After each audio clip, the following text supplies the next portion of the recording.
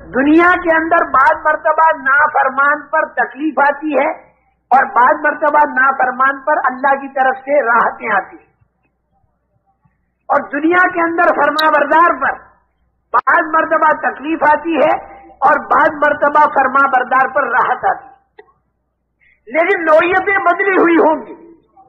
ایک بات یہ ذہن میں بٹھا دو، دیکھو ایک بات کو اچھی طرح سمجھ لو، اگر آدمی دنیا کے اندر کوئی گناہ کا کام کرتا ہے تو اللہ تعالیٰ فوری پکڑ نہیں فرماتے، گناہ کرنے والے کو اللہ تعالیٰ ڈھیل دیتے ہیں۔ دیکھو اللہ تعالیٰ کے ہاں ظلم تو بالکل نہیں، لیکن ڈھیل بہت ہے۔ جہنم کی تکلیفیں، قبر کی تکلیفیں، دنیا کی تکلیفیں جتنی بھی انسان پر آتی ہیں، یہ اللہ کا ظلم نہیں بلکہ انسان کا کرتوت ہے۔ تو اللہ تعالیٰ کے اللہ تعالیٰ کے ہاں ظلم تو ذرہ برابر نہیں، لیکن ڈھیل بہت ہے کہ جب آدمی گناہ کرتا ہے تو اللہ ڈھیل دے دیتا ہے، لیکن ڈھیل دینے کا مطلب نہیں کہ پھر وہ پکڑ نہیں کرے گا، پکڑ کی اللہ تعالیٰ تاریخ مقرر کر دیتا ہے اور آدمی کو ڈھیل دیتا رہتا ہے۔ نوح علیہ السلام کی قوم کو 950 سال تک ڈھیل دی، فرعون کو ڈھیل دی، قارون کو ڈھیل دی۔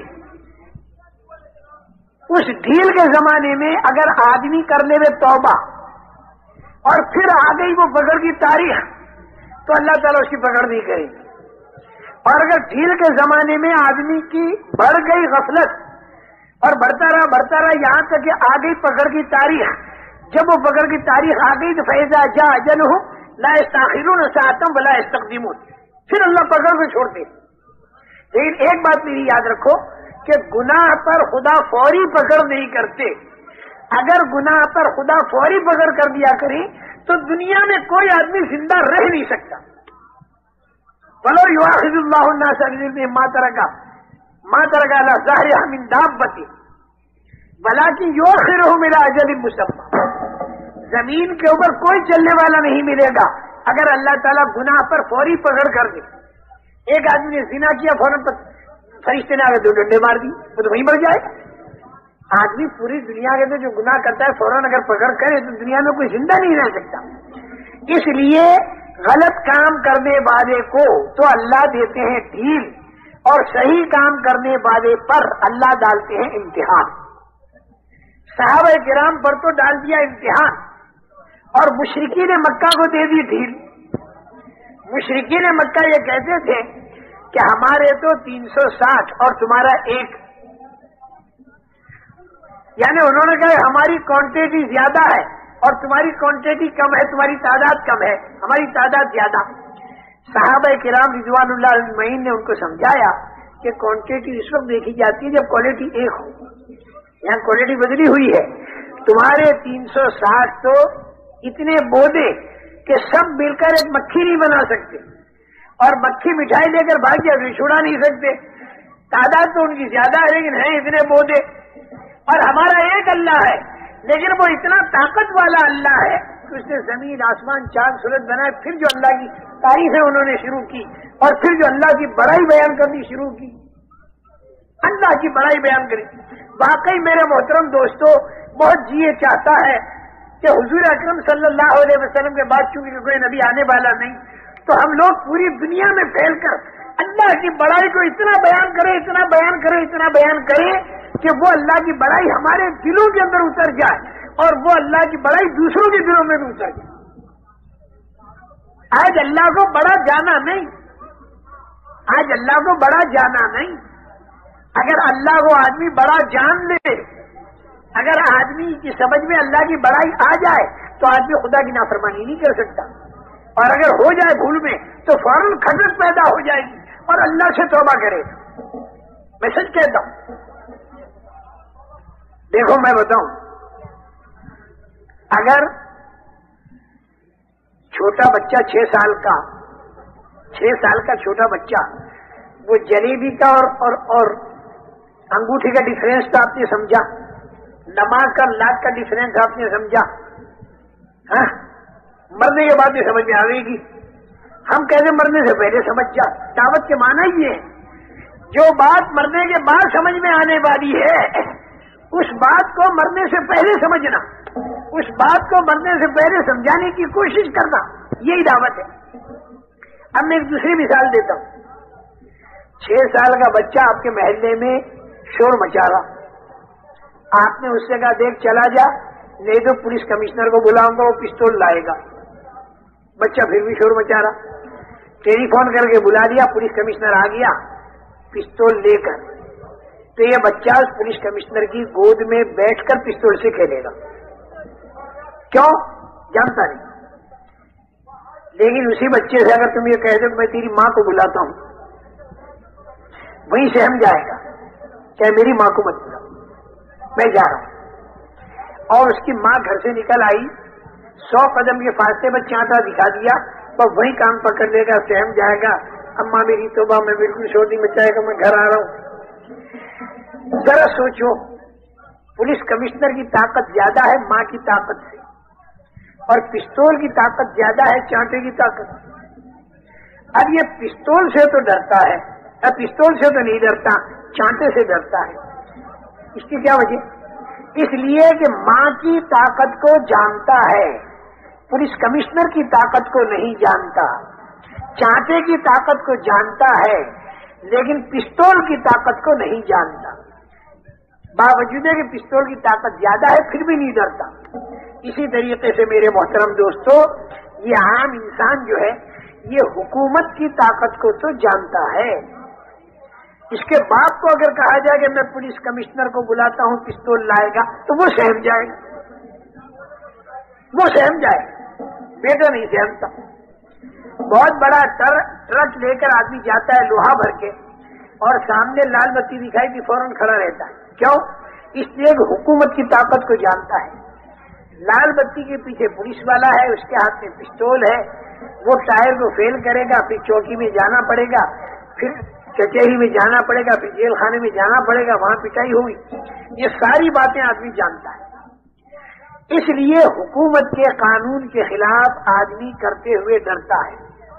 حالانکہ ساری دنیا کی حکومتوں سے میں جتنی طاقت ہے اس سے زیادہ طاقت احکم الحاکمین میں ہے، لیکن احکم الحاکمین کی زیادہ طاقت ہونے کے باوجود یہ آدمی اس سے نہیں ڈرتا، حکومت کے قانون کے خلاف نہیں کر پاتا، لیکن احکم الحاکمین کے قانون کے خلاف کرتا ہے، اس لیے کہ اللہ کی بڑائی دل میں نہیں ہوتی۔ جیسے وہ بچہ پستول کو نہیں جانتا، ایسے اس کا بابا اللہ کو نہیں جانتا۔ وہ بابا پستول کو جانتا ہے، اس لیے پستول سے ڈرتا ہے، لیکن اللہ کو نہیں جانتا۔ اس بنا پر انبیاء کرام علیہ الصلوۃ والسلام اپنی دعوت کے اندر اللہ کی عظمت اور بڑائی کو بیان فرماتے تھے، اور بھئی یہ ہمیں نہیں کرنا ہے، کیونکہ نبی کوئی آنے والا نہیں، نبی کوئی آنے والا نہیں۔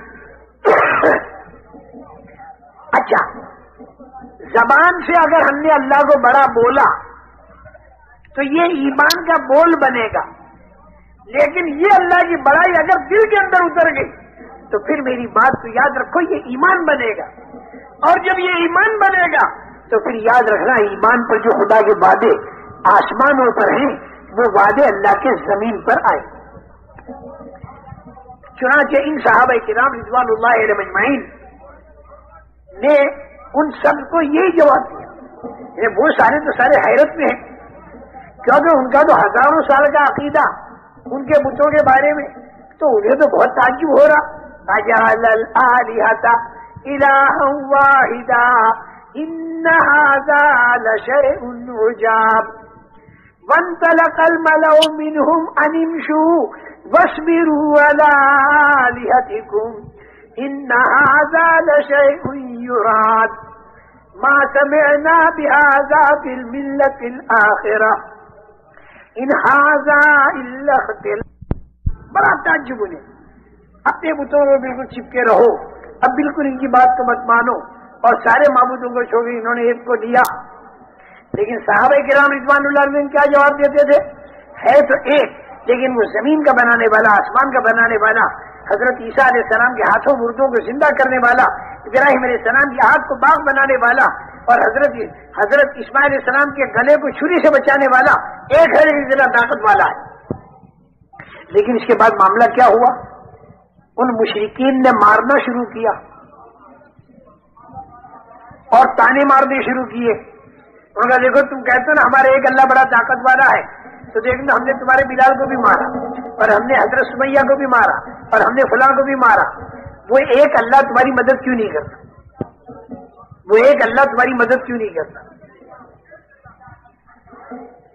اب یہ بڑی حیرت کا مقام ہے ہر زمانے کے اندر کہ جو خدا کے نافرمان ہیں وہ تو مار رہے اور جو خدا کے فرما بردار ہیں وہ مار کھا رہے. اچھا ساتھ میں ایک بات میں اور بھی بتا دوں, مارنے والے جس بہادر قوم کے تھے, ارے مار کھانے والے بھی اسی بہادر قوم کے تھے, اور بہادر کو جو بہادر مارے تو لا محالہ وہ اس کا بدلہ لینے پر آ جاتا ہے.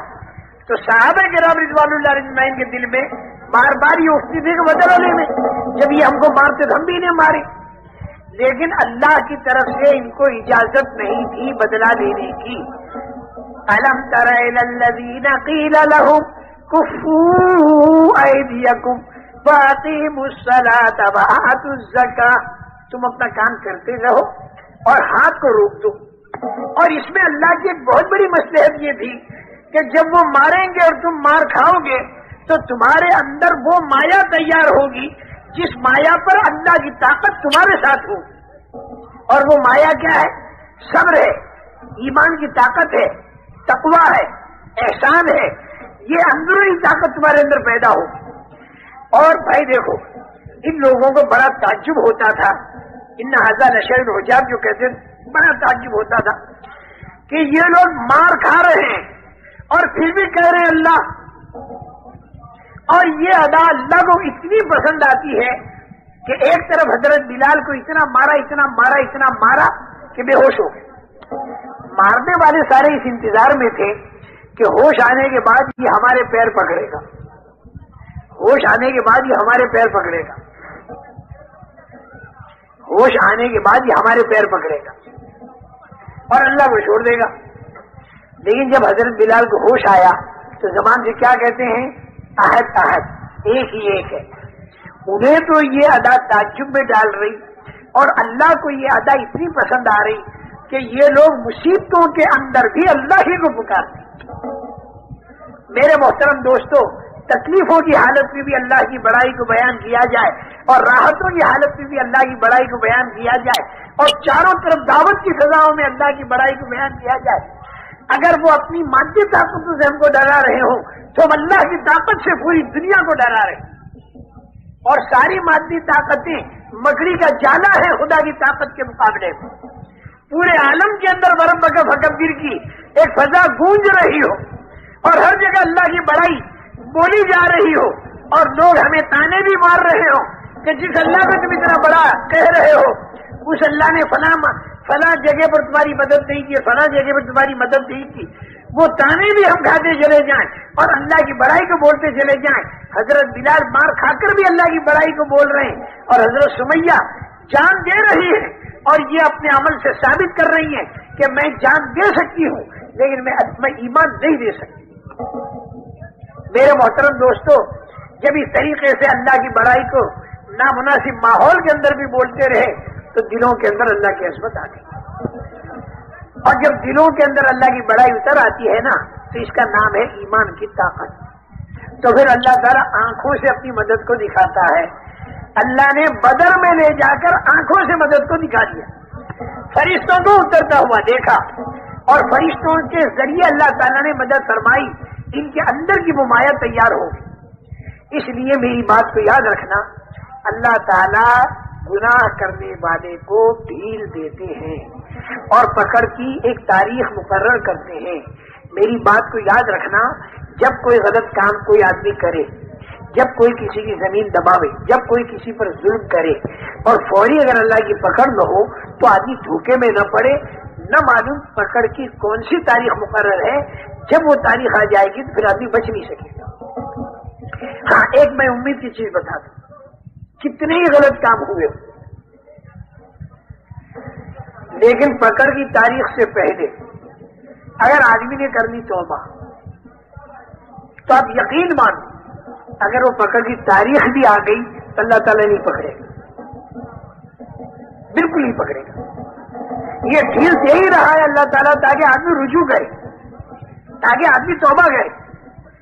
لعلہم یرجعون، آج خدا کہہ رہا کہ پلٹا کھا جا. اور جب آدمی پلٹا کھاتا ہے اور اللہ کی طرف توبہ کرتا ہے، رجوع کرتا ہے، تو اللہ کے روٹھے بندے جب اللہ کی طرف متوجہ ہوتے ہیں تو اللہ اتنے خوش ہوتے ہیں، اتنے خوش ہوتے ہیں، اتنے خوش ہوتے ہیں جس کی کوئی حد نہیں. رسول کریم صلی اللہ علیہ وسلم ایسا منظر کھینچتے ہیں. میں یہ اس امید پر کہہ رہا ہوں کہ سارا مجمع اور میں اور ہم سارے کے سارے اللہ کی طرف رجوع کریں، اور جتنی آج تک ہم سے غلطیاں ہو گئی ہم اپنے اللہ سے معافی مانگ لیں اور یہ طے کر دیں کہ اللہ آئندہ ہم غلط نہیں کریں گے. اس توبہ پر اللہ اتنا خوش ہوتا ہے، اتنا خوش ہوتا ہے کہ حضور اکرم صلی اللہ علیہ وسلم فرماتے ہیں کہ جیسے کسی دیہاتی کا جنگل بیابان میں اونٹ گم ہو جائے، کسی دیہاتی کا اونٹ گم ہو جائے، سارا کھانا پینے کا سامان اس اونٹ کے اوپر لدا ہوا تھا، اونٹ گم ہو گیا تب یہ سمجھا میری موت آ گئی، ڈھونڈا نہیں ملا، اپنی جگہ پر آ کر مرنے کے لیے لیٹ گیا. تھوڑی دیر میں آنکھ کھلی تو اونٹ مل گیا اور اس کے اوپر سارا ساز و سامان بھی ہے. تو اس کو اتنی خوشی رسول کریم صلی اللہ علیہ وسلم اس دیہاتی کے خوشی کے منظر کھینچتے ہیں کہ اسے اتنی خوشی ہوئی کہ وہ بات الٹی کہہ رہا ہے. کیا کہہ رہا ہے زیادہ خوشی کے مارے؟ اے اللہ میں تیرا کتنا اچھا رب ہوں، تو میرا کتنا اچھا بندہ ہے. جب آدمی زیادہ خوش ہوتا ہے تو بات الٹی کہہ دیتا ہے. میرے محترم دوستو، رسول کریم صلی اللہ علیہ وسلم منظر کھینچ رہے دیہاتی کو خوش ہونے کا، اور بعد میں یوں فرما رہے ہیں کہ جو اللہ کا روٹھا بندہ اللہ کی طرف متوجہ ہو جائے، توبہ کرے، للہ افرح، اللہ تعالیٰ اس دیہاتی سے بھی زیادہ خوش ہوتے ہیں.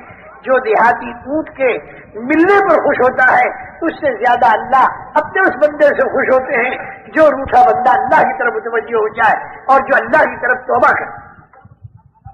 اور میں ایک بات اور سمجھا دوں کہ جو بندے اللہ کے روٹھے بندوں کو اللہ سے ملا میں، تو وہ بندے اللہ کے کتنے محبوب بنے گے. ملکوں میں جا جا کر، قوموں میں جا جا کر، جنوبی امریکہ میں جا جا کر، مختلف ملکوں میں جا جا کر، پیدل سفر کر کر کے، خوب خرچے کر کر کے، خوب کرائے خرچ کر کر کے، سردیاں برداشت کر کے، گرمیاں برداشت کر کے، یہ جو حضرات کی پیدل جماعتیں پھرتی ہیں، کبھی ادھر سے ادھر جاتی ہیں، کبھی ادھر سے ادھر آتی ہیں.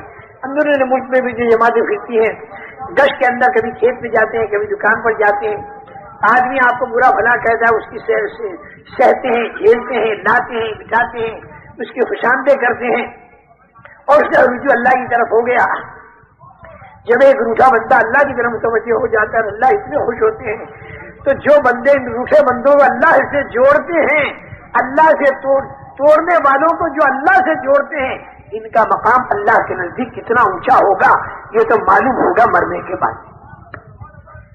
اللہ ہمیں موت تک اخلاص کے ساتھ اس کام کے اندر لگائے رکھے. اس لیے میرے محترم دوستو، دیکھو میری بات کو سمجھ لو. غلط کام کرنے پر بھی اگر اللہ کی پکڑ نہ آئے تو یہ کوئی تعجب کی چیز نہیں. شروع کے اندر اللہ ڈھیل دیتے ہیں. قرآن میں ساری قوموں کے قصے بتائے، لیکن وہ قومیں غفلت میں پڑی رہی اور جب وقت آیا تو تباہ اور برباد ہو گئی. اللہ قوم یونس، ایک قصہ اللہ نے حضرت یونس علیہ السلام کی قوم کا ایسا بتایا کہ ڈھیل ان کو بھی دے دی اللہ، وہ بھی بت پرست سے نافرمان تھے.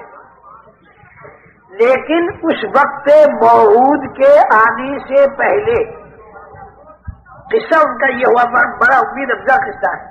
ہم سب کے لیے بڑی امید اس قصے سے، ہم سب کے لیے بڑی امید ہے، چاہے ہم کتنے قصوروار ہوں لیکن اللہ کی طرف اگر رجوع کریں تو یہ اللہ قوم یونس والا جو قصہ ہے اس سے بڑی امید بن جاتی ہے. دوسری قوموں کے قصے تو یہ بتاتے ہیں کہ ڈھیل میں غفلت بڑھی، اللہ کی پکڑ آئی، اللہ کا عذاب آیا. فَإِذَا جَاءَ أَجَلُهُمْ لَا يَسْتَأْخِرُونَ سَاعَةً وَلَا يَسْتَقْدِمُونَ. لیکن یونس علیہ السلام کی قوم کے قصے نے یہ امید بندھا دی کہ اگر اس پکڑ کے آنے سے پہلے آدمی نے اپنا رخ موڑ لیا اور اللہ کی طرف متوجہ ہو گیا تو پھر میری بات کو یاد رکھو کہ اگر وہ تاریخ آگے گئی اللہ پکڑ نہیں گئے.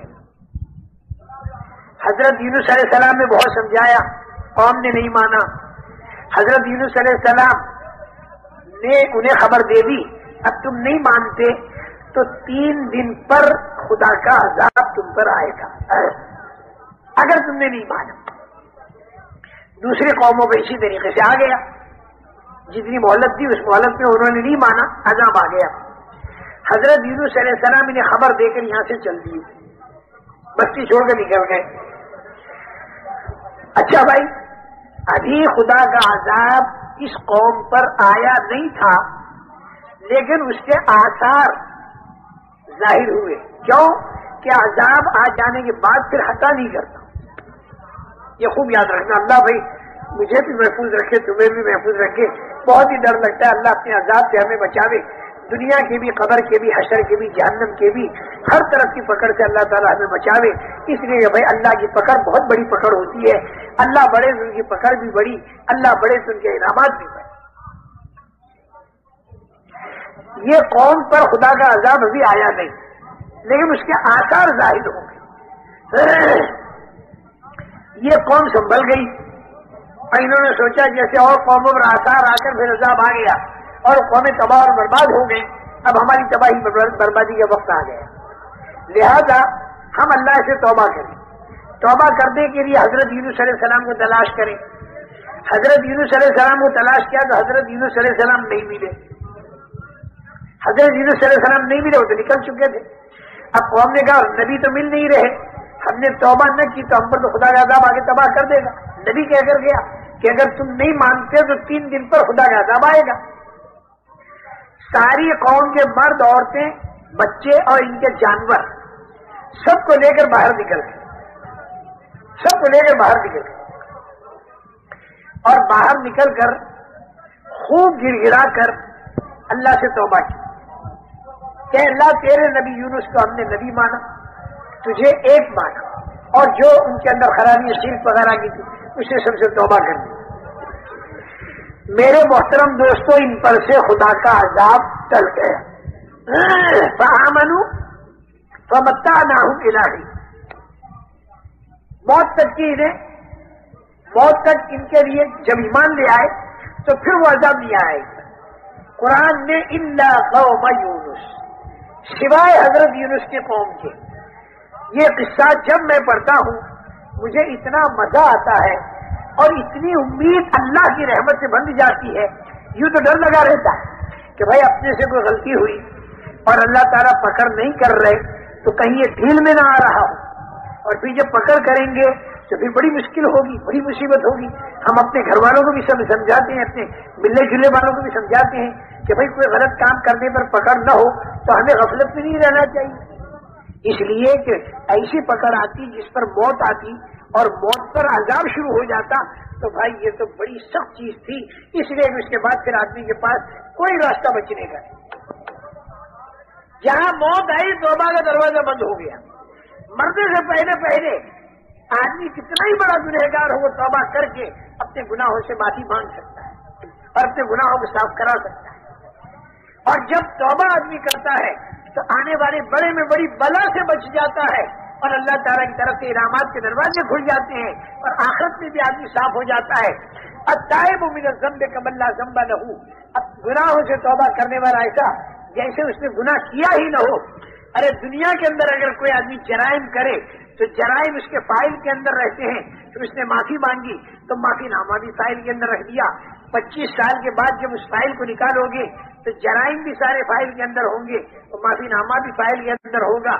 لیکن میرا اللہ ایسا کریم ہے, ایسا رحیم ہے, ایسا فضل و انعام والا ہے اور ایسی اس سے امیدیں ہم وابستہ رکھتے ہیں کہ اگر سچی توبہ ہم نے کر لی تو التائب من الذنب کمن لا ذنب لہ, توبہ کرنے والا گناہ سے ایسا ہے جیسے اس نے توبہ کیا ہی نہ ہو. فرشتوں کے دفتر سے وہ گناہ صاف کر دیا جاتا ہے. ہاتھ پیر بھول جاتے ہیں, قیامت کے دن گواہی نہیں دیں گے, زمین کے ٹکڑے گواہی نہیں دیں گے, فرشتے گواہی نہیں دیں گے. کسی قسم کی رسوائی ذلت اس توبہ پر نہیں, اس گناہ پر نہیں ہوگی جو گناہ توبہ کر کے آدمی نے معاف کرا دیا. کتنا ہی بڑا گناہ ہو مرنے سے پہلے معاف ہو جاتا. اور بھائی میں نے یہ دیکھا کہ جماعتوں میں جب آدمی پھرتا ہے اسے اچھا ماحول ملتا ہے تو وہاں آدمی کو توبہ کی توفیق بھی زیادہ ملتی ہے. میں نے بہتوں کو دیکھا، میرے سامنے تو بے حساب آدمی ایسے ہیں کہ جو جماعتوں میں پھرے اور پھر جو اللہ نے ان کو توبہ کی توفیق دی اور پھر جو انہوں نے توبائیں کی ہیں، ایسی ایسی توبائیں. ایک شرابی کبابی بالکل خراب، اے اللہ رات کو تہجد میں اٹھا، اے اللہ میں تیرا قصوروار بندہ ہوں، تیرے نیک بندوں کے ساتھ آیا ہوں، میں ہی قصوروار ہوں. اصحاب کہف سارے اچھے تھے، ان کے ساتھ ایک کتا تھا، وہ کتا بھی اچھا بن گیا. یہ سارے جماعت والے اصحاب کہف جیسے ہیں اور میں کتے جیسا ہوں، ان کے ساتھ لگ گیا. اے اللہ تو میری غلطیوں کو معاف کر دے، میں آئندہ کبھی غلطی نہیں کروں گا. یا اللہ وہ ایسا روتا تھا کہ صاحب مجھے بھی یعنی دل میرا بھی نرم ہوا اور میں بھی چپکے سے اٹھ کے اس کے پیچھے بیٹھ گیا، اسے معلوم نہ ہو. رات کا اندھیرا تھا اور وہ اپنے مولا کے سامنے گر گرا رہا تھا. ہم ہی لوگ اسے گشتے لائے تھے، گش میں ہم ہی لوگ لائے تھے. لیکن بھائی جتنا آدمی اندھیرے میں سے آتا ہے تھوڑا سا اجالہ بھی اسے مل جائے تو اس کی قدر کر لیتا ہے. بہت رویا بہت رویا اور میں بھی اس کے پیچھے بیٹھا ہوا روتا رہا، لیکن اس کے رونے سے بھی رونا آیا. میں نے اے اللہ کیا کتنا ہی روئے گا، ہوئے تیرا بندہ، لیکن اس وقت تیرے دربار کے اندر توبہ کرتے ہوئے آ رہا ہے اور رات کے 3 بجے ہیں.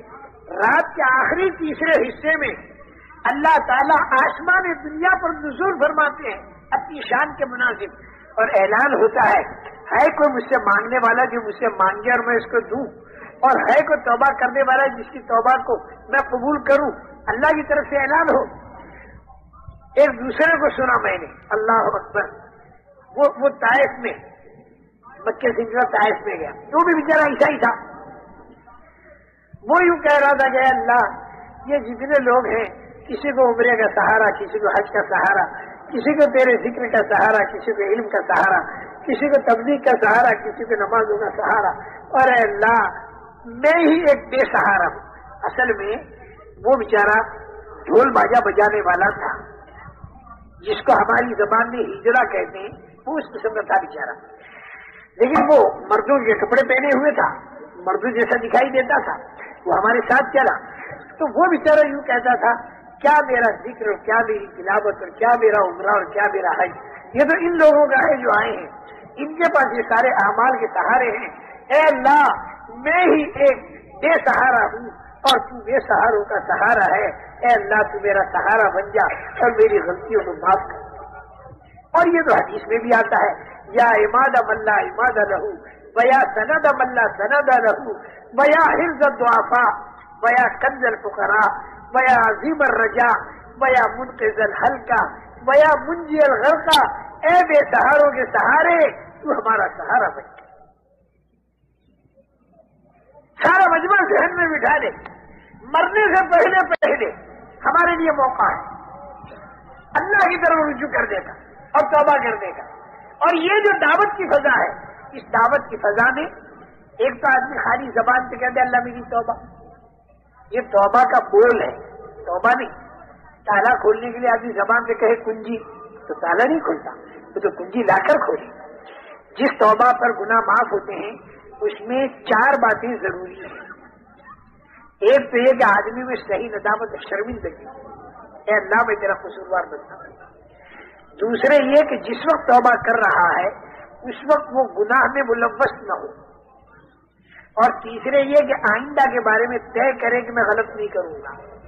اور چوتھے یہ کہ پہلے جتنا گناہ ہو چکا اس کی تلافی جتنی شریعت میں مطلوب ہے وہ تلافی کرے.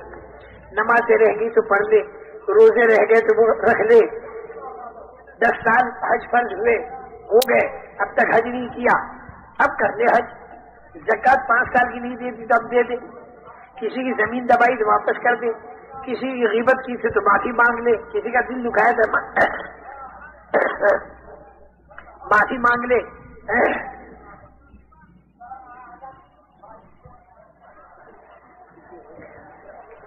حقوق العباد جتنے وہ سارے ادا کر دے.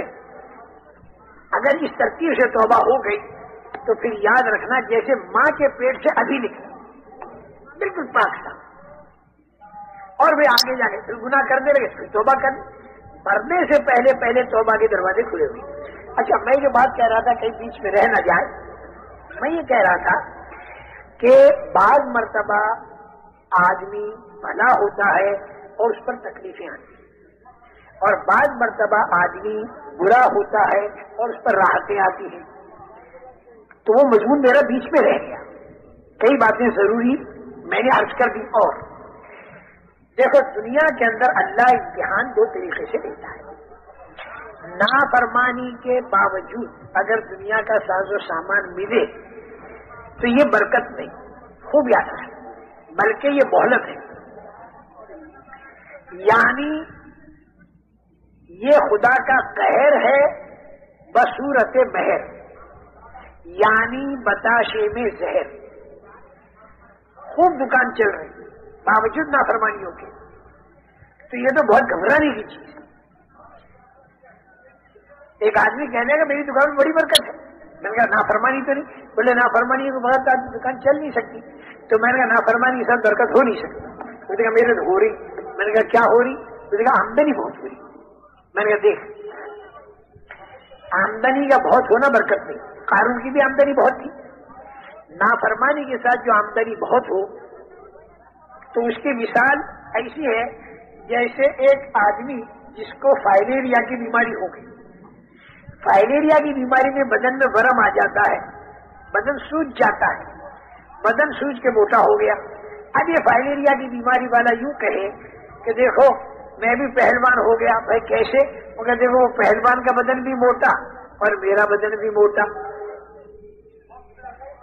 دیکھو وہ فرما بردار حضرت سلیمان علیہ السلام، داؤد علیہ السلام صاحب، ان کے پاس بھی مال دولت بہت تھی، اور جب قارون فرعون کے پاس بھی مال دولت بہت تھی، بھائی قارون فرعون کے پاس تو نافرمانی کے ساتھ تھی، اور سلیمان علیہ السلام اور داؤد علیہ السلام کو فرما برداری کے ساتھ تھی، اور فرما بردار کو اگر اللہ تعالیٰ ساز و سامان دے تو وہ ایسا ہے جیسے پہلوان، اور نافرمان کو اگر اللہ ساز و سامان دے تو وہ ایسا ہے جیسے فائلیریا کی بیماری والا، فائلیریا کی بیماری والے کا بدن بھی موٹا، تو اس کا آپ سمجھاؤ گے کہ تیرا بدن ہے برمیلا اور پہلوان کا بدن ہے گٹھیلا۔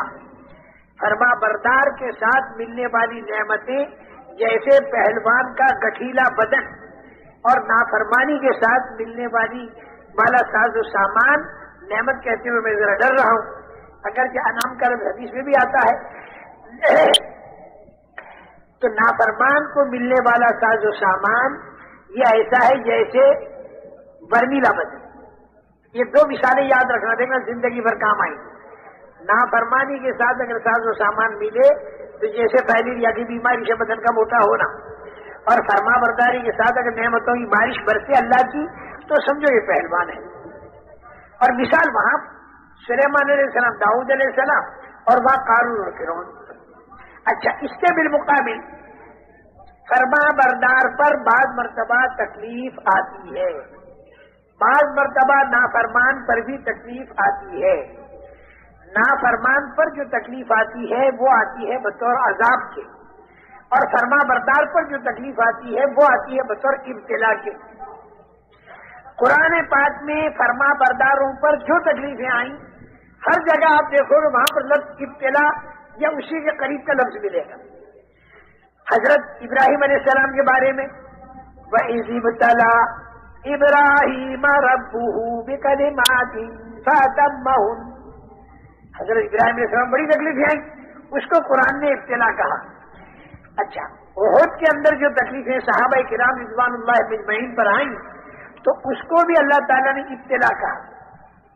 خندق کے اندر جو تکلیفیں آئیں اس کو بھی اللہ تعالیٰ نے ابتلا کہا۔ هُنَالِكَ ابْتُلِيَ الْمُؤْمِنُونَ وَزُلْزِلُوا زِلْزَالًا شَدِيدًا، یہ خندق کے قصے کو کہا اللہ تعالیٰ نے۔ اور احد کے بارے میں اللہ نے کیا کہا؟ لِيَبْتَلِيَكُمْ، اللہ نے تمہیں ابتلا میں ڈال دیا۔ ایسے عام مسلمانوں کے بارے میں جو فرما بردار ہیں ان کے بارے میں اللہ کیا کہتے ہیں؟ وَلَنَبْلُوَنَّكُمْ، ضرور بھی ضرور ہم تمہیں آزمائیں گے۔ اس بنا پر میرے محترم دوستو، جو تکلیفیں فرما برداری کے ساتھ آتی ہیں وہ تو ہے ابتلا، اور جو تکلیفیں نافرمانی کے ساتھ آتی ہیں وہ ہے عذاب۔ وَلَنُذِيقَنَّهُم مِّنَ الْعَذَابِ الْأَدْنَىٰ دُونَ الْعَذَابِ الْأَكْبَرِ لَعَلَّهُمْ يَرْجِعُونَ۔ مصلحت اللہ کی یہ ہوتی ہے نافرمانی پر اللہ تعالیٰ اگر کوئی تکلیف ڈال دے تو اس میں مصلحت اللہ کی یہ ہوتی ہے کہ بڑا عذاب جو مرنے کے بعد آنے والا ہے اس کے پہلے پہلے اس چھوٹی سی سزا پر آدمی اللہ کی طرف رجوع کر لے، کیونکہ اللہ آج تجھے کہتا ہے پلٹا کھا جا، اگر آج تو پلٹا نہ کھایا تو مرنے کے بعد تو اللہ سے کہے گا پلٹا کھلا دے، تو اللہ پلٹا نہیں کھلائے گا۔ حتی اذا جاء احدهم الموت قال رب ارجعون، جب موت آتی ہے تو یہ آدمی کہتا ہے کہ اے میرے پروردگار تو میرے کو واپس کر دے، تو مرنے کے بعد اے میرے بندے تو کہے گا میرے کو واپس کر دے، تو اللہ کہے گا کل اب میں نہیں کرتا۔ اور اس دنیا کے اندر تھوڑی تھوڑی سی تکلیفیں ڈال ڈال کر اللہ تعالیٰ یہ کہتا ہے کہ واپس ہو جا، مغضوب علیہم والا راستہ چھوڑ دے اور انعمت علیہم والے راستے پر آ جا، ضالین والا راستہ چھوڑ دے، ضلالت والا راستہ چھوڑ دے اور تو ہدایت والے راستے پر اور صراط مستقیم کے اوپر تو آ جا، الحمدللہ رب العالمین والے راستے پر تو آ جا۔ اس لیے میرے محترم دوستو، اللہ تعالیٰ کی طرف سے نافرمانی پر جو تکلیفیں آتی ہیں وہ بطور عذاب کے ہوتی ہیں تاکہ آدمی پلٹا کھا جائے، اور اگر فرما برداری پر بھی کوئی تکلیف آئی تو وہ تکلیف بطور ابتلا کے ہوتی ہے، اور فرما برداری کے ساتھ والی تکلیف کا انجام خدا کی رحمت ہے، اور نافرمانی کے تکلیف پر اگر توبہ نہ کی تو پھر اس کا انجام جو ہے تکلیفوں کا بڑھتا جانا ہے۔ اور دونوں تکلیفوں میں زمین آسمان کا فرق ہے۔ دیکھیں میں اس کے ہسٹری مثال دوں، طوطے کو پنجرے میں نہیں، یہ دونوں تکلیفوں کے اندر زمین آسمان کا فرق ہے۔ ایک آدمی نے غصے کے اندر چھرا مارا اور زہر میں ڈبا کر چھرا مارا، پورے بدن میں پھوڑے پھوڑے ہو گئے، زخم ہو گیا۔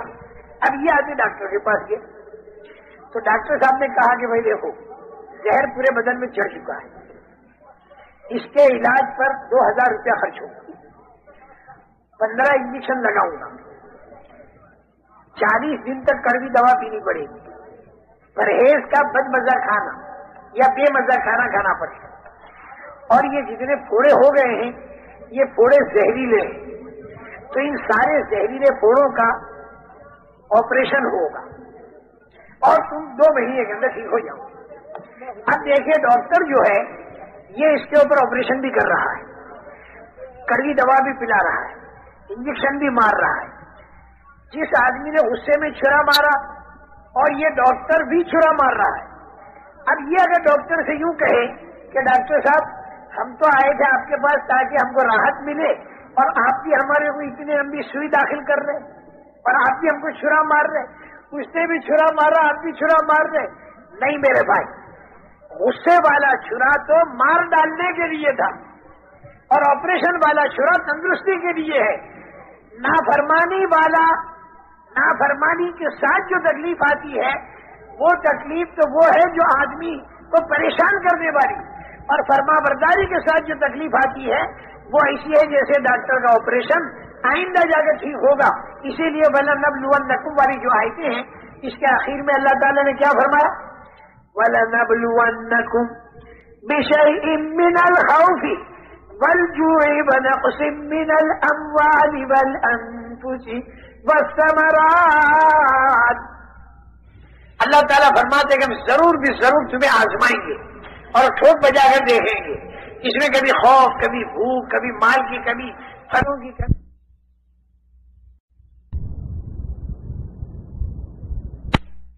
اور ٹھوک بجا کر دیکھیں گے، اس میں کبھی خوف، کبھی بھوک، کبھی مال کی کمی، پھلوں کی کمی، جان کی کمی۔ لیکن آگے کیا فرماتے؟ وَبَشِّرِ الصَّابِرِينَ الَّذِينَ إِذَا أَصَابَتْهُم مُّصِيبَةٌ قَالُوا إِنَّا لِلَّهِ وَإِنَّا إِلَيْهِ رَاجِعُونَ۔ صبر کرنے والوں کو اور جھیلنے والوں کو خوشخبری سنا دو کہ جب ان کے اوپر کوئی تکلیف آتی ہے تو وہ یہ کہتے ہیں کہ انا للہ و انا الیہ راجعون، ہم اللہ کے ہیں اور اللہ کی طرف جانے والے۔ اگر ہمارا مال لوٹا تو وہ بھی اللہ کی طرف چلا گیا، دکان پر آگ لگائی تو وہ بھی اللہ کی طرف چلی گئی، رشتے داروں کو مار دیا تو وہ بھی اللہ کی طرف چلا گیا، اور مجھے بھی اللہ کی طرف جانا ہے اور اللہ ہی مجھے اس کا بدلہ دے گا۔ پہلے جہاز سے جدے کی طرف بیوی اور بچے روانہ ہو گئے، دوسرے جہاز سے ماں اور باپ روانہ ہو گئے، تیسرے جہاز سے ساز و سامان گیا، چوتھے جہاز سے چچا اور ماموں گئے، اور پانچویں جہاز سے کرنسی گئی، اور ساتویں جہاز سے مجھے جانا۔ تو ہر آدمی یوں کہے گا جو فلاں فلاں تو پہنچ گئے، فلاں فلاں تو پہنچ گئے۔ تو بھائی جو کچھ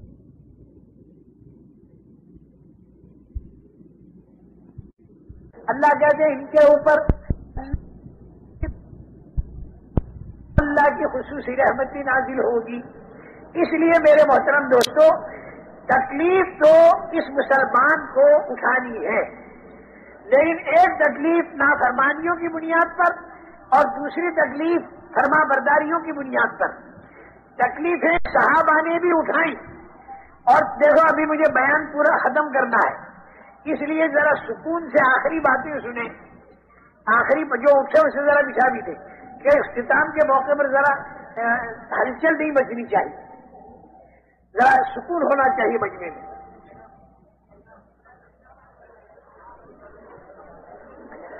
دیکھو تکلیفیں صحابہ نے بھی اٹھائیں، اور تکلیفیں آج بھی امت اٹھا رہی ہے، لیکن آج امت کی پریشانیاں بڑھ رہی ہیں اور بے دینی پھیل رہی ہے، اور صحابہ کی تکلیفوں کے اٹھانے پر اللہ کی رحمتیں نازل ہوئیں اور ایمان دنیا میں پھیلا، اور اتنا پھیلا کہ اس وقت میں تو رشتہ دار تک ماننے کو تیار نہیں تھے، رسول کریم صلی اللہ علیہ وسلم کے رشتہ دار تک ماننے کو تیار نہیں تھے۔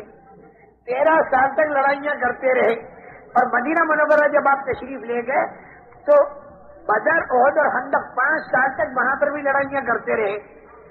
وہ طریقہ جو پورے عالم کے اندر پہنچانا ہے، اس طریقے کو رشتہ دار ماننے کو تیار نہیں تھے، لیکن ان تکلیفوں کا نتیجہ یہ نکلا کہ آج لاکھوں کی مقدار میں تو اس مجمع میں بیٹھے، اور کروڑوں کی مقدار میں پورے عالم میں پھیلے ہوئے عتبہ اور شیبہ جو رشتہ داریوں کے اندر بھی تھے، دور سے کئی رشتہ داریاں بھی تھیں، وہ تو مقابلہ کر رہے ہیں، اور شکر ہے اللہ کا، خوش نصیبی ہے اللہ جل جلالہ و من والہ کی طرف سے ہماری سعادت مندی اور خوش نصیبی ہے کہ باوجود کہ ہم حضور اکرم صلی اللہ علیہ وسلم سے ہزاروں میل دور ہیں اور 1400 سال دور ہیں، لیکن جب ہماری آنکھ کھلتی ہے تو ہماری زبانوں پر اشہد ان لا الہ الا اللہ و اشہد ان محمد رسول اللہ،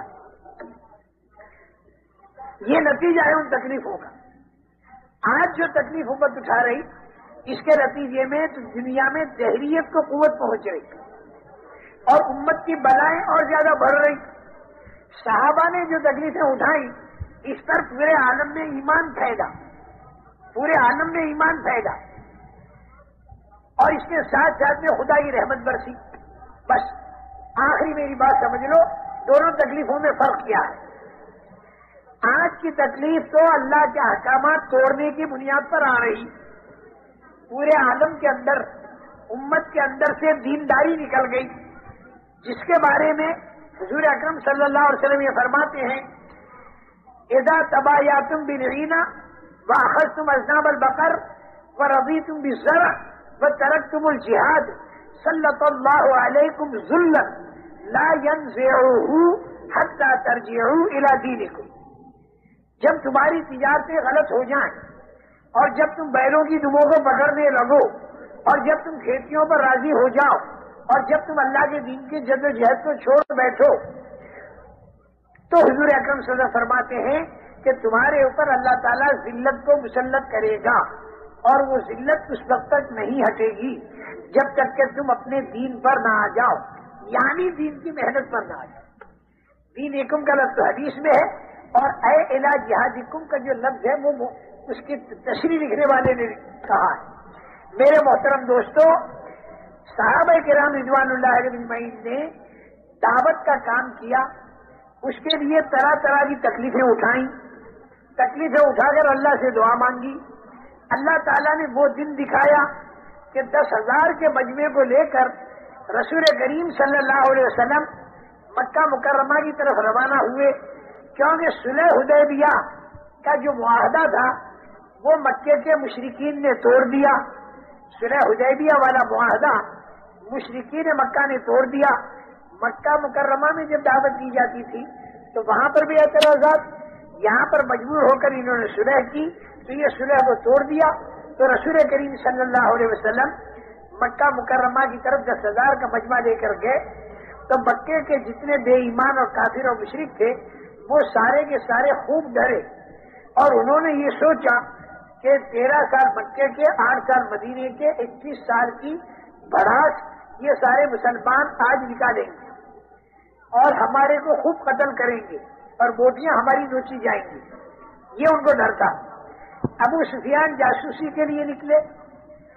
مشرکین کی طرف سے 2 آدمی اور بھی لیے. حضرت عباس رضی اللہ تعالیٰ عنہ نے ابو سفیان کو پکڑ لیا، ایک خیمے میں لیا، ذہن بنایا حضرت عباس نے اور اسلام پر آمادہ کر کے حضور اکرم صلی اللہ علیہ وسلم کی خدمت میں لائے. حضور اکرم صلی اللہ علیہ وسلم نے پوچھا کہ اے ابو سفیان، اب تک تیری سمجھ میں یہ بات نہیں آئی کہ سوائے خدا کے کوئی معبود نہیں؟ تو ابو سفیان نے یوں کہا کہ اگر سوائے خدا کے کوئی ہمارا معبود ہوتا تو وہ بدر میں ہماری مدد کرتا اور ان مارکوں میں ہماری مدد کرتا. تو اب تو ہمیں حالات نے اس بات کو بتا دیا کہ سوائے خدا کے ہمارا کوئی معبود نہیں. اتنی بات تو ہماری سمجھ میں آ گئی. پھر ارشاد فرمایا کہ ابھی تک یہ تمہاری سمجھ میں نہیں آیا کہ میں اللہ کا سچا رسول ہوں؟ تو ابو سفیان نے یوں کہا کہ آپ یہ بات جو ہے یہ دل کو نہیں اتر رہی، یہ بات ہمارے دل کو نہیں اتر رہی، کیونکہ شروع سے یہ لوگ حضور اکرم صلی اللہ علیہ وسلم پر مختلف لائن کی باتیں کرتے آئے، مختلف لائن کی باتیں. تمہارے جو داداؤں کے دادا لؤئی ہیں انہیں زندہ کر کے دکھاؤ. یہ جو تم کہتے ہیں نا مرنے کے بعد زندہ ہوں گے، تو مرنے کے بعد کیسے زندہ ہوگا؟ وہ لؤئی کو زندہ کر کے دکھا دو اور وہ زندہ ہو کر اور گواہی دے دے تمہاری نبوت. جس کو میں نے بیچ میں چھوڑ دیا کہ جس وقت آدمی، اس وقت میں آدمی 5.25 فٹ کا ماں کے پیٹ سے جب آیا تھا تو 1 بارش کا، ماں کے پیٹ میں چند انگل کا، اور اس کے پہلے منی کے 2 قطرے، اور اس کے پہلے غذا کے اندر پھیلا ہوا یہ انسان، کیونکہ غذا سے منی بنتی ہے. اور غذا سے پہلے یہ انسان کہاں بکھرا ہوا تھا؟ سورج کی کرنوں میں، ہوا کی لہروں میں، بارش کے قطروں میں، چاند کی روشنی میں، تاروں کی تاثیر میں، زمین کے ذرات میں، کھاد کی گندگی میں یہ انسان بکھرا ہوا تھا. اس بکھرے ہوئے انسان کو اللہ نے سمیٹا، اناج کی شکل دے دی، مرد عورت نے کھایا تو منی کی شکل دے دی، دونوں ملے تو انسان کی شکل دے دی. حالانکہ سورج کروڑوں میل دور ہے، چاند لاکھوں میل دور ہے. جب لاکھوں کروڑوں میل کے ذرات کو جمع کر کے اللہ تعالیٰ نے اس انسان کو بنا کر زندہ کیا، تو جب یہ انسان مرا اور قبر کے اندر اسے دفن کیا اور 3 بائی 7 فٹ کے اندر اس کے ذرات محدود ہو گئے، یا زیادہ سے زیادہ سینکڑوں میل اس کے ذرات چلے گئے، اگر اسے راکھ بنا کر اڑایا گیا، تو جو اللہ لاکھوں کروڑوں میل سے اس انسان کے ذرات کو جمع کر کے اور انسان بنا کے زندہ کر چکا، تو کیا قیامت کے دن یہ اللہ دوبارہ اس کے ذرات کو جمع کر کے زندہ نہیں کر سکتا؟ ضرور کرے گا اور پورا حساب لے گا اور آگے جنت اور جہنم کے منظر آئیں گے. یہ بات رسول کریم صلی اللہ علیہ وسلم جو فرماتے تھے تو وہ یہ کہتے تھے کہ لؤئی جو آپ کا داداؤں کا دادا وہ زندہ ہو کر آپ کی رسالت کو کہے تو ہم مان سکتے ہیں، ورنہ نہیں مان سکتے. اس قدر شدت کے ساتھ مخالفت تھی. لیکن جب حضور اکرم صلی اللہ علیہ وسلم فاتحانہ داخل ہوئے، ابو سفیان یہاں پر آ کر اٹک گیا. آپ کو اللہ کا رسول ماننے میں اب تک میرا جی نہیں مانتا. حضرت عباس ابو سفیان کو پھر لے گئے اور تنہائی میں اسے سمجھایا کہ جب تک حضرت محمد صلی اللہ علیہ وسلم کو تو اللہ کا رسول نہیں مانے گا اس وقت تک تو مسلمان نہیں بن سکتا اور تیری نجات ہو نہیں سکتی. چنانچہ اس نے اسے بھی مان لیا. حضرت عباس رضی اللہ تعالیٰ عنہ نے حضور اکرم صلی اللہ علیہ وسلم کے کان میں یوں کہا، اللہ کے نبی یہ چودھری ہے اور چودھری جو ہے وہ اکرام چاہا کرتی ہے، آپ ذرا ان کا تھوڑا سا اکرام کر دیجیے. حضور اکرم صلی اللہ علیہ وسلم نے ابو سفیان سے یوں کہا کہ ابو سفیان جو آدمی تیرے گھر میں داخل ہو جائے اسے امن ہے. ابو سفیان بھی چودھری آدمی.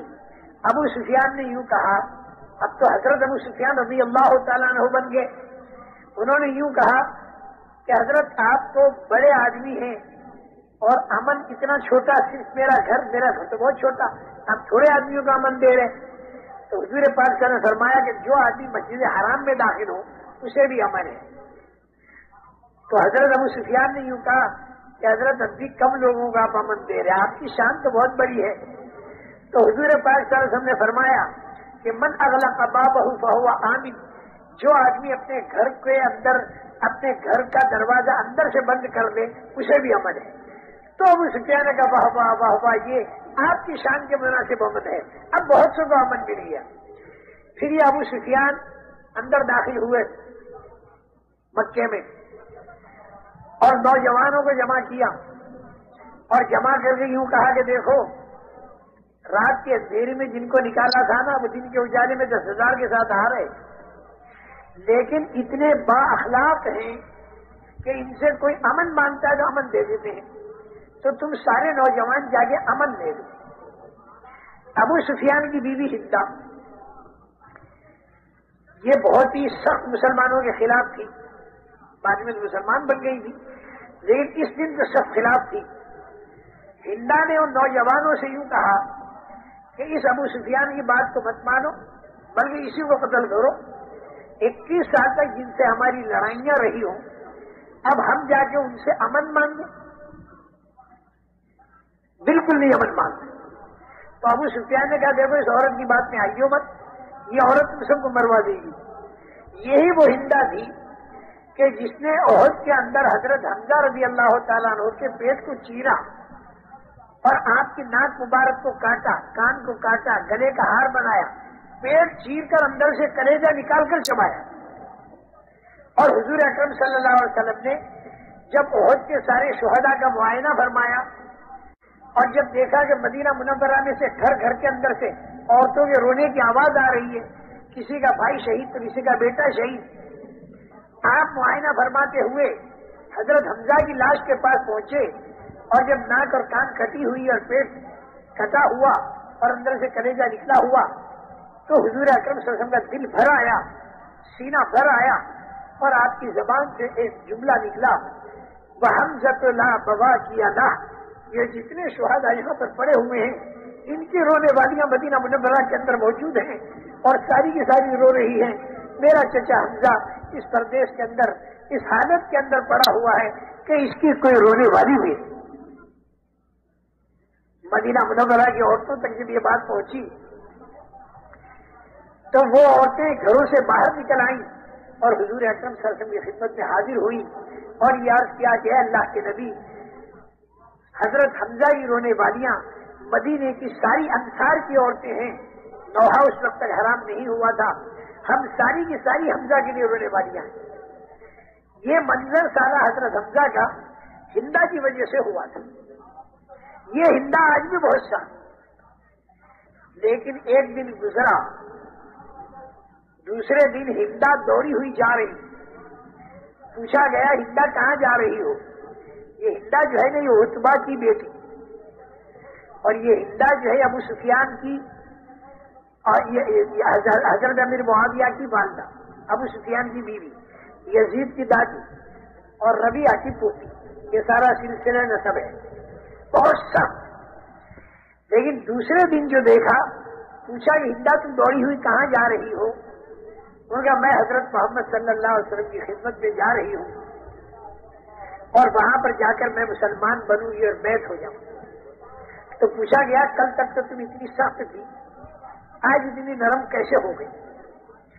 تو ہندا نے یوں کہا کہ میں نے ان لوگوں کے اخلاق اور ان کی عبادت نے مجھے متاثر کی.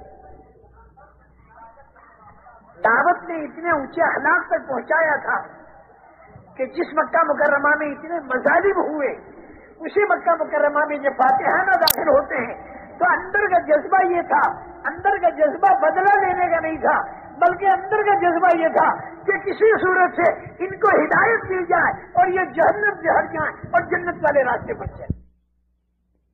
حضرت خالد کے کانوں پر پڑی ہے تو اس کے بعد میں حضرت خالد کا بھی دل پسیجا اور مدینہ منورہ پہنچے ہیں، جا کے مسلمان بنے ہیں اور سارے مدینے والوں نے ان کا استقبال کیا ہے.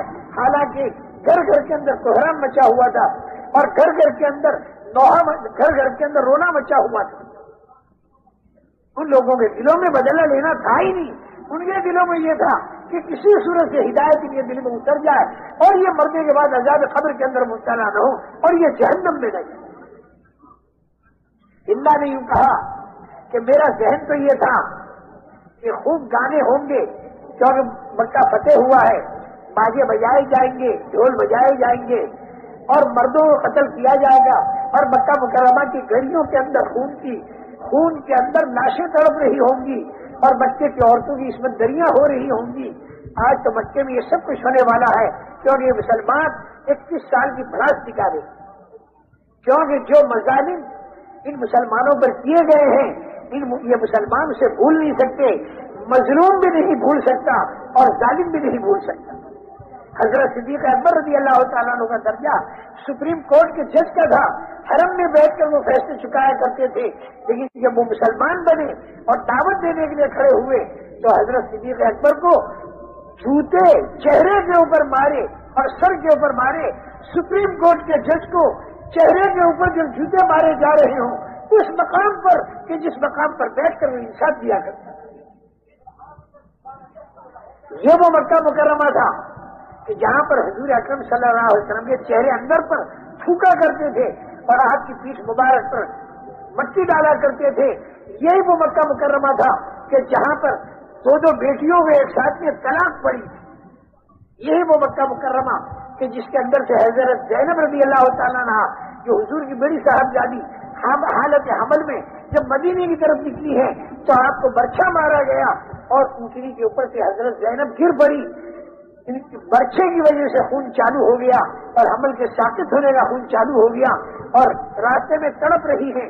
حضور اکرم صلی اللہ علیہ وسلم مدینہ منورہ پہنچ چکے ہیں اور حضرت رقیہ جو ہے حبشے میں ہے، ہجرت کر کے گئی ہوئی ہے اور حضرت فاطمہ اور حضرت ام کلثوم مدینے کی طرف جا رہی ہے اور حضرت زینب بچے کے قریب تڑپ رہی ہیں. وہاں پر کوئی ہاسپٹل بھی نہیں ہے، کچھ بھی نہیں. اور مکہ مکرمہ انہیں واپس لایا گیا اور اسی زخم کی حالت میں مدینہ منورہ چند دنوں کے بعد میں وہ پہنچی اور اسی زخم کی حالت میں تھوڑی مدت کے بعد میں ان کا انتقال ہوا اور حضور اکرم صلی اللہ علیہ وسلم قبر میں تشریف لے گئے دفن کرنے کے لیے. آپ کے چہرے کے اوپر غم تھا، جب دفن کر کے باہر تشریف لائے آپ کے چہرے پر خوشی تھی. لوگوں نے پوچھا، ارشاد فرمایا مجھے یہ ڈر تھا کہ کہیں میری بیٹی زینب کے اوپر قبر کے اندر عذاب نہ ہو جائے. میں نے اپنے اللہ سے دعا مانگی، مجھے یہ معلوم ہوا، خبر ملی اللہ کی طرف سے کہ آپ کی بیٹی پر عذاب نہیں ہوگا. عذاب کے ڈر سے تو میرے چہرے پر غم تھا اور جب مجھے معلوم ہوا کہ عذاب نہیں ہوگا تو میرے چہرے پر خوشی آئی. کتنی فکر کی چیز ہے مرنے کے بعد والی زندگی. تو ہندا یہ کہہ رہی تھی کہ یہ سارے مناظر ہمارے سامنے تھے، اس بنا پر آج تو ہماری موٹیاں نوچی جائیں. لیکن آدھی رات تک میں انتظار کرتی رہی، لیکن جب میں نے دروازہ کھولا اور جب میں باہر نکلی تو پورے مکے میں اندھیرا تھا. میں حیرت میں پڑ گئی، یا اللہ یہ کیسی فتح ان مسلمانوں کی، کوئی خوشی ان کے دلوں میں نہیں اس مکے کے فتح ہونے کی. چاروں طرف دیکھا 10,000 آدمی گئے کہاں گئے، چاروں طرف تلاش کیا نہیں ملے. تو پھر میں حرم شریف کے اندر مسجد حرام کے اندر میں گئی تو میں نے دیکھا کہ یہ سارا کا سارا 10,000 کا مجمع حرم شریف کے اندر اللہ کی عبادت میں لگا ہوا ہے اور اللہ کے سامنے دعائیں مانگنے کے اندر لگا ہوا ہے اور نمازوں کے اندر لگا ہوا ہے اور یہ ہماری قریش کی ہدایت کے لیے دعا مانگ رہا ہے. ارے ہم تو ان کو موت کے گھاٹ اتارنے کے پیچھے پڑے ہوئے تھے اور یہ ہم کو جنت کی طرف پہنچانے کے پیچھے پڑے. میرا دل پسیج گیا. آج کی رات کی جتنی عبادت اس مسجد حرام میں ہوئی اتنی عبادت میں نے کبھی نہیں دیکھی. خدا کی عبادت ہوتی. اب میں حضور اکرم صلی اللہ علیہ وسلم کی خدمت میں جا رہی ہوں، وہاں پر بیٹھ ہوئی اور بیٹھ ہونے کے بعد ہندا نے یوں کہا حضور اکرم صلی اللہ علیہ وسلم سے کہ کل یہی وقت تھا، مکے کے باہر آپ کا 10,000 کا مجمع وہاں پر بیٹھا ہوا تھا، سب کے خیمے لگے ہوئے تھے اور سب کے بیچ میں آپ کا خیمہ تھا اور سارے خیموں میں سب سے زیادہ مبعوث اور دشمن خیمہ مجھے آپ کا دکھائی دے رہا تھا. اور آج میں دیکھ رہی ہوں اس مکہ مکرمہ کے اندر کہ آپ کا خیمہ بیچ کے اندر ہے اور سارے خیموں میں آپ کا خیمہ میرے دل میں محبوب خیمہ ہے. میری نگاہ بدل گئی اور میرا دل بدل گیا. میرے محترم دوستو، اس دعوت نے اتنے اونچے اخلاق تک پہنچایا. دعوت والی زمین ہو, ایمانیات کی جڑ ہو, اور اس کے ساتھ میں عبادات کا تنا ہو, اور اس کے ساتھ میں دین کا درخت ہو, اور اخلاق کا پھل ہو, اور اخلاق کا رس ہو, تو پورے عالم کے اندر اللہ کا دین پھیل سکتا ہے. لیکن ابتدا دعوت سے ہوگی اور انتہا اخلاق اور اخلاص پر ہوگی. یہ ابتدا ہمیں اس انتہا تک پہنچا دے. حضور اکرم صلی اللہ علیہ وسلم جب 10,000 کے مجمع کو لے کر داخل ہوئے تو پہلے آپ بیت اللہ شریف کے اندر گئے. سارا مجمع باہر تھا اور کفار بھی باہر تھے. بہت دیر تک آپ نے خدا کی عبادت کی اور راز و نیاز کی جو باتیں کرنی تھی وہ کر لی. پھر آپ باہر تشریف لائے. سارے مشرکین سہمے ہوئے تھے, ایک اشارے پر ہمارے گلے کٹیں گے. آپ نے پوچھا بتاؤ میرے بارے میں تمہارا کیا خیال ہے؟ مشرکین نے کہا آپ کریم ہیں اور کریم سے کرم کی امید ہے, کریم سے کرم کی امید ہے. تو حضور اکرم صلی اللہ علیہ وسلم نے جواب دیا کہ کریم ابن کریم ابن کریم ابن کریم, یوسف ابن یعقوب ابن اسحاق ابن ابراہیم, انہوں نے اپنے بھائیوں سے جو بات کہی تھی کہ لا تثریب علیکم اليوم, میری طرف سے تمہیں کوئی لعنت ملامت نہیں. ارے تم نے جو کچھ بھی میرے ساتھ کیا ہو میری طرف سے تمہیں کوئی لعنت ملامت نہیں. انتم الطلقاء, میں نے تم کو آزاد کر دیا. کسی کو 2 مہینہ, کسی کو 3 مہینہ, کسی کو 4 مہینے کیا امن دے دیا گیا. اس کے بعد میں پھر آپ تشریف لائے. حضرت عباس سے کہا ابو لہب کے 2 بیٹے کہاں گئے, میرے چچا جاد بھائی کہاں گئے؟ حضرت عباس نے کہا وہ بھاگ گئے ہوں گے. فرمایا نہیں, انہیں لے آؤ. حضرت عباس ڈھونڈ کے لائے. ایک عتبہ ایک معتب, کیونکہ عتیبہ تو کسی سفر میں گیا تھا, وہیں پر اس کو کسی جانور نے کھا لیا تھا. یہ عتبہ اور معتب 2 رہ گئے تھے. حضور اکرم صلی اللہ علیہ وسلم نے ان کو دعوت دی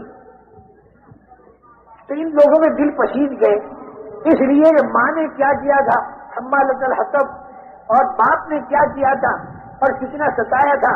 اور آج حضور اکرم صلی اللہ علیہ وسلم ہمیں جنت میں چلنے کی دعوت دے رہے ہیں. دونوں کے دونوں مسلمان بن گئے. ابو لہب کی بیٹی حضرت برہ رضی اللہ تعالیٰ عنہ مسلمان بنی, اور یہ بھی دونوں مسلمان بنے, معتب بھی مسلمان بنے. پھر حضور اکرم صلی اللہ علیہ وسلم ان دونوں بھائیوں کو لے کر بیت اللہ شریف تشریف لے گئے, اور وہاں پر جا کر بہت دعا مانگی. اور اس کے بعد میں باہر تشریف یعنی آپ تشریف لائے. حضرت عباس نے آپ کا چہرے انور دیکھا, پوچھا کہ حضرت آپ کا چہرہ بہت خوش ہے, کیا بات ہے؟ یوں فرمایا کہ میں نے اپنے چچا کے 2 بیٹے اللہ سے مانگے تھے, اللہ نے مجھے 2 بیٹے دے دیے. اس کی خوشی میں میرا چہرہ اس کی خوشی کے اندر چمک رہا ہے. میں یہ سارے واقعات سنا کر یہ نتیجہ نکالتا ہوں کہ میرے محترم دوستوں, جب حضور اکرم صلی اللہ علیہ وسلم صحابہ نے دعوت کے لیے اتنی تکلیفیں اٹھا کر یہ جو اخلاق برتے, اس اخلاق نے اتنے کٹر دشمنوں تک کے دلوں کو پلٹا کھلا دیا. آج ہمیں بھی دعوت سے شروع کرنا ہے اور اخلاق تک پہنچنا ہے, اور پورے عالم کے اندر پھرنا ہے. جو تکلیفیں ہیں اسے برداشت کرنا ہے, جو راحتیں ملے اس کو اللہ کی نعمت سمجھنا ہے, اور پورے عالم کے اندر پھرنا ہے. یہ صرف 4 مہینے والی بات نہیں, اور یہ 6 مہینے اور 8 مہینے والی بات نہیں, اور یہ 1.5 سال والی بات نہیں, بلکہ ہم اس دنیا کے اندر آئے ہیں اللہ کے دین کی دعوت کا کام کرنے کے لیے. ہم کھانے اور کمانے کے لیے نہیں آئے. کھانا اور کمانا ہماری ضرورت کی چیز ہے, اس کو مختصر کر کے ہمیں بقدر ضرورت لگنا ہے, اور اللہ کے دین کی دعوت اور اللہ کے دین کی محنت میں ہمیں اپنی پوری جان اور پورا مال لگا دینا ہے. جس کے ہاتھوں جتنے انسانوں کو ہدایت ملتی چلی جائے گی, ان سب کو جتنی بڑی جنت ملے گی. جو سبب بنے گا اللہ تعالیٰ اس کو اتنی بڑی جنت دے گا. اللہ کے دین کا کام کرتے کرتے اگر جان دے دی تو جتنے آدمی دین پر آئے ہوں گے وہ جتنا دین کا کام کریں گے قبر کے اندر اس کا ثواب ملتا رہے گا. کوئی آدمی 1,00,000 نمازوں کا ثواب قبر کے اندر پڑا لے گا, جس قبر میں جا کر ایک مرتبہ سبحان اللہ کہنے کی بھی طاقت باقی نہیں رہے گی, اس قبر میں جا کر 1,00,000 فرض نمازوں کا ثواب آدمی لے سکتا ہے اگر اس کے ہاتھوں 20,000 کا مجمع اللہ کے دین پر لگ گیا. اس بنا پر آپ حضرات سے گزارش ہے کہ آج کی تاریخ میں آپ سارے کے سارے یہ طے کرو کہ تکلیفیں تو یوں بھی اٹھا رہے ہیں, لیکن احکامات الہیہ کو توڑ کر اٹھا رہے ہیں. تو جس پر دنیا میں بے دینی پھیل رہی ہے اور مصیبتیں بڑھتی چلی جا رہی ہیں, کہیں زلزلے اور کہیں سیلاب اور کہیں طوفان. میرے محترم دوستو, کئی سال ہو گئے، اللہ پاک نے ایسی مدد فرمائی کہ سیلابوں سے حفاظت ہونے لگی۔ یہ خدا کی نعمتیں ہیں، اس نعمت کی قدر کرنی چاہیے، اس نعمت کو پورے عالم کے اندر پھیلانا چاہیے۔ اس نعمت کو لے کر ہم جب مراکش گئے تو ایک مراکشی نے میرا دامن پکڑا اور چیخے مار کے رویا اور یوں کہا کہ اے ایشیا کے مسلمانوں، تم قیامت کے دن خدا کو کیا جواب دو گے؟ تم لوگوں کا دامن ہوگا اور ہمارا ہاتھ ہوگا، اور ہم خدا سے شکایت کریں گے کہ 40 سال سے ان کے پاس یہ دین کا کام پہنچا اور یہ اس کے بعد ہمارے پاس آئے، ہمارے باپ اور ہمارے رشتے دار جو بے دینی کی حالت میں مر گئے، ارے قبر میں ان کا کیا ہو رہا ہوگا؟ اتنے استحزار کے ساتھ چیخے مار مار کے وہ رو رہا تھا۔ میرے محترم دوستو، آج لوگ بغیر کلمہ نماز کے مر کے قبروں کے اندر جا رہے ہیں۔ ارے ان کے مرنے سے پہلے پورے عالم کے اندر یہ مجمع پھیل جائے اور گھروں پر، دروں پر، دکانوں پر، کھیتوں پر جا کے خوش آمدید کر کے اس دعوت کی فضا کو قائم کرے تاکہ لوگ مرنے سے پہلے توبہ کر کے اور ایمان والی زندگی پر آ جائیں۔ اس کے لیے آپ حضرات سے گزارش ہے کہ مختلف حلقے آپ حضرات کے بنے ہیں، اللہ آپ حضرات کی جزائے خیر دے۔ اب تک مختلف نام بھی آئے ہیں، لیکن جتنا بڑا مجمع ہے اس کے حساب سے نام آنے چاہیے۔ 1.5 سال کے بھی نام دیکھو، نیت تو یہ کرو کہ اس کام کو کام بنانا ہے اور پوری زندگی ہمیں اللہ کے دین کا کام کرنا ہے۔ سلبتوں کے اندر کاروباری گھریلو رنگ کو دیکھنا ہے اور انشاءاللہ اسی میں اللہ برکت دے گا، چاہے کتنی استعداد تمہاری ہماری کم ہو اور چاہے کتنا وقت تمہیں کاروباری گھریلو رنگ میں کم ملے، لیکن اللہ کی برکتیں، اللہ کی نصرتیں، اللہ کی مدد حق ہیں۔ جو اللہ پہلی صدی میں تھا وہی اللہ آج بھی ہے، اس کے خزانے بھی وہی ہیں، اس کی طاقت بھی وہی ہے، قرآن بھی وہی ہے، حدیث بھی وہی ہے، رسول بھی وہی ہے، کعبہ بھی وہی ہے۔ صرف ہم اسی کام کو لے کر کھڑے ہو جائیں تو خدا کی مدد وہی آئے۔ اب ہمتیں کر کے بولو، کون تیار ہے 1.5 سال کے لیے؟ پہلے نیتیں تو کرو پورے عالم میں جانے کی اور زندگی بھر کام کرنے کی، اور اس کی ابتدا 1.5 سال سے کرو، 12 مہینے سے کرو، 8 مہینے سے کرو، اور اللہ کا نام دے کر اپنا نام لکھوا دو۔ دیکھیں بسم اللہ کون کرتا ہے؟ مجمع بڑا ہے، اپنے اپنے حلقوں میں وہاں نام لکھواؤ، اور جو قریب ہے وہ یہاں نام لکھواؤ۔